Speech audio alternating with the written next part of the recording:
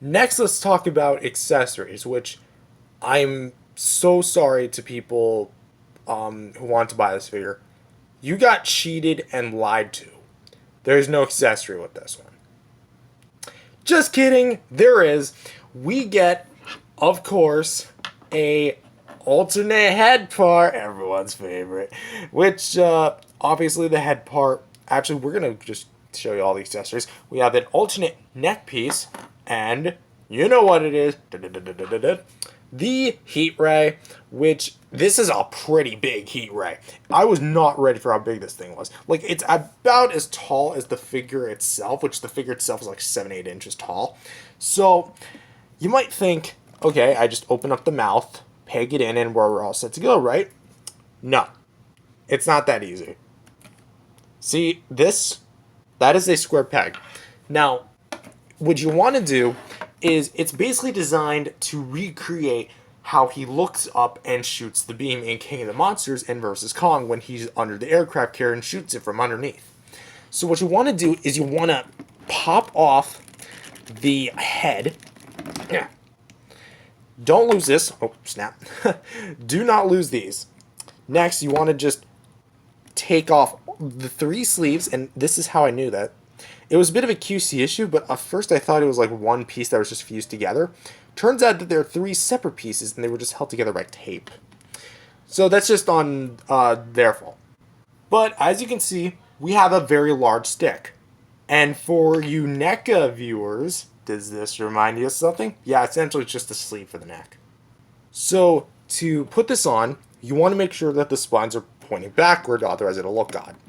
So put this on, and you'll see the ball joint slightly bulging out.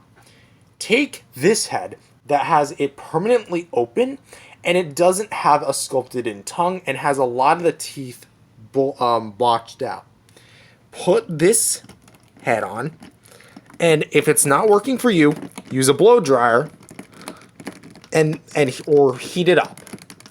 I'd recommend the blow dryer. And then once it's on, oh, snap. Mine has a hard time staying on. It's not supposed to like connect. It just has a hard time actually staying on. But once it's on, and has a bit of trouble actually just staying on. So once you have the head on, you want to make sure that your Godzilla is rearing up as much as possible. And you're going to want to peg in the beam like this. It's sculpted right there. And make sure it is pointing this way, right into Godzilla's mouth. So just simply slide it in, and there you go. You have your Godzilla shooting up into the sky with that long beam. Look at that. It goes on for miles. To just put in perspective of how big of a beam this is, it's almost as long as the NECA Shin Godzilla's back tail beam.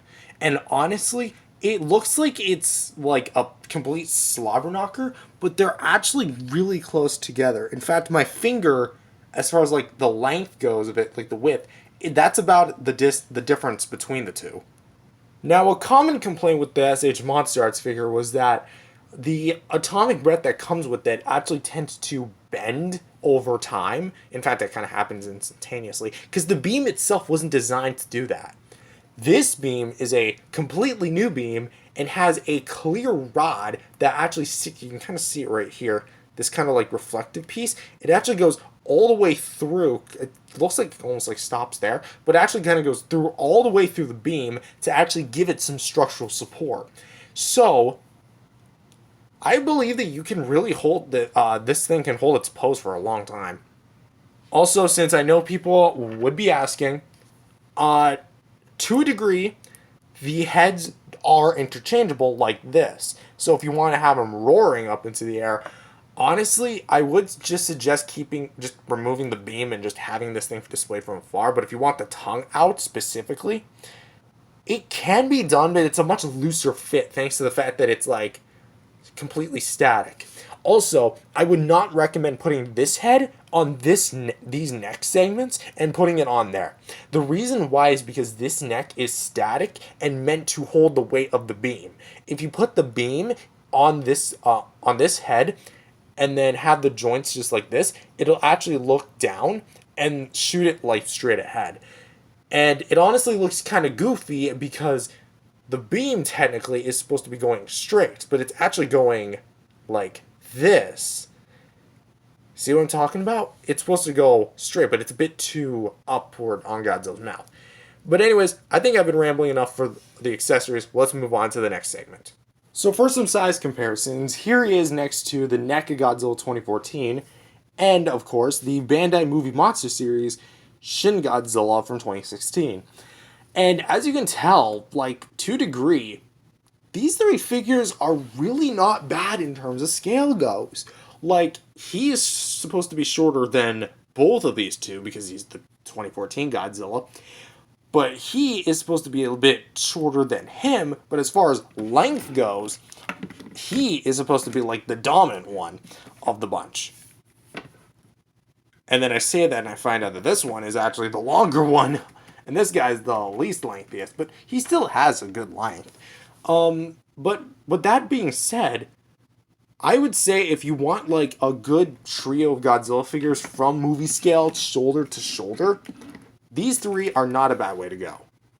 And for some more size comparisons, here he is next to some other Godzilla figures in the 6-inch, 7-inch scale with, of course, the NES Godzilla, or Game Godzilla on the channel, the 1964 Godzilla from NECA, both are them from NECA, and the Playmates Godzilla 2004 6-inch version, which, now that I'm looking at it, I think I was kind of lied to about the scale, because this guy is just the same height as this one, and the 2003 is like the tallest one.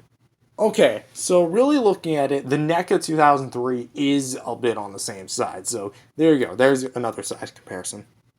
And for the last size comparison, and probably the size comparison you guys have been waiting for, here he is next to the NECA Godzilla 2019 V2, the SHMA Godzilla 2021, and the Playmates Godzilla 2021 with Heat Ray.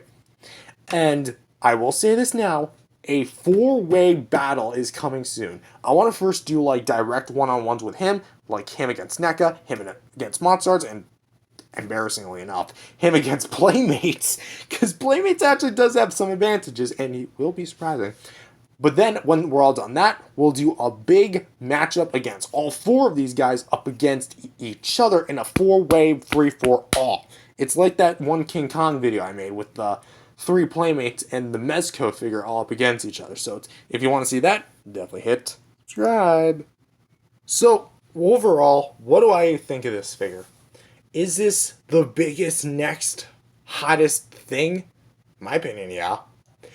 Is this going to be the next line I'm collecting?